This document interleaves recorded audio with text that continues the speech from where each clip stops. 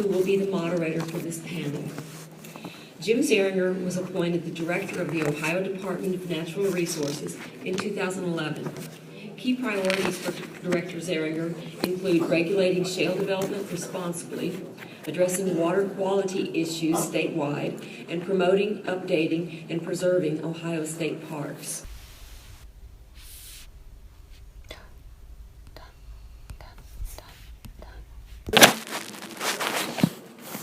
Myron Poultry and Fish Farm in Fort Recovery, Ohio, and he also previously served as the Director of the Ohio Department of Agriculture.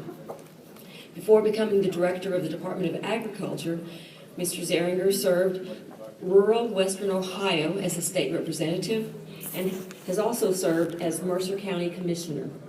Please welcome again Ohio Department of Natural Resources Director Jim Zehringer.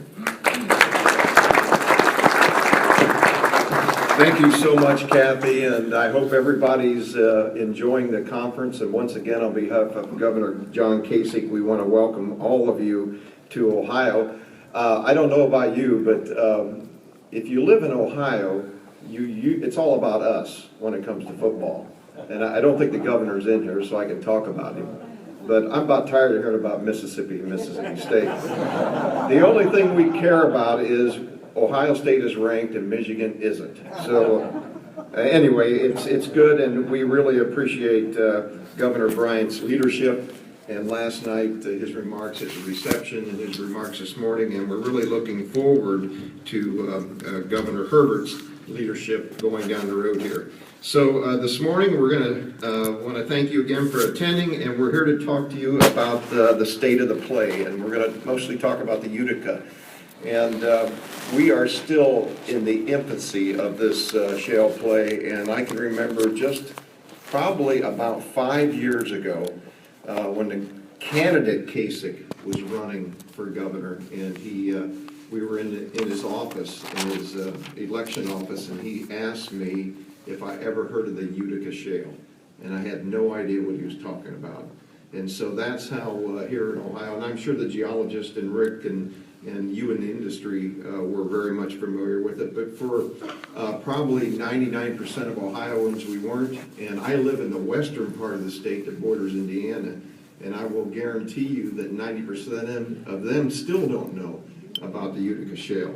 So our goal today is to share with you the state of the play, a total update on the Utica, the latest production data, and including historic context, the development, the midstream infrastructure necessary to support that production, and the regulatory environment in which the activity is happening. And today we have a very, very impressive panel to talk about the state of the shale. ODNR has the sole and exclusive authority over oil and gas in the state of Ohio. And we could not do that without our sister agencies and our partners. A little bit like Governor Bryant talked about working with Alabama closely to make sure that permitting is done rapidly and quickly.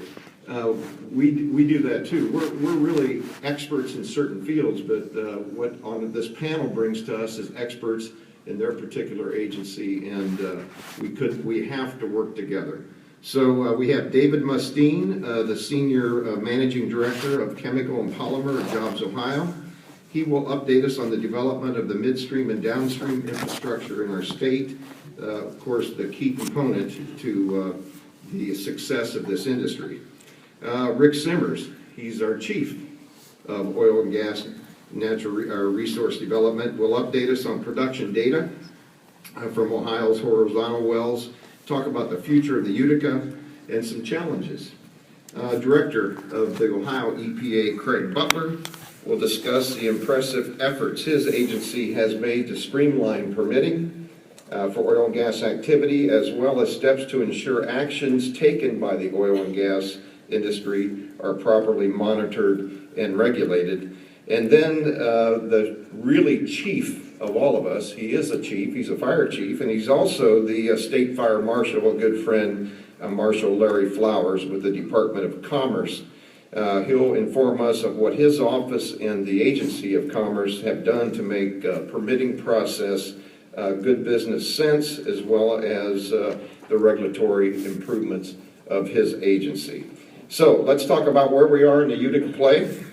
Last year, I shared production data that showed Ohio is at the beginning of unprecedented era of oil and gas production.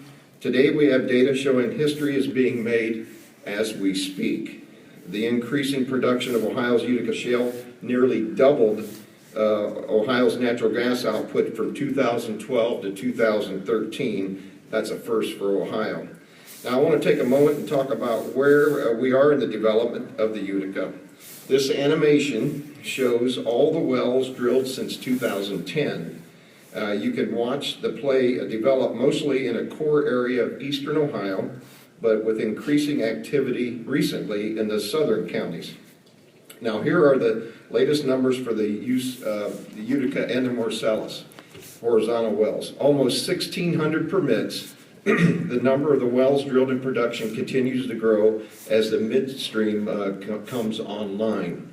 These numbers show that we've had a good idea of what's happening in Ohio. Last year we projected approximately 1,600 wells would be permitted by now. And as you can see, we are right on track. We are projecting that we'll have almost 1,800 wells by the end of 2014. Now we're going to hear a little bit from our first panelist, ODNR's Rick Simmers, to share production data from Ohio's horizontal wells. Rick?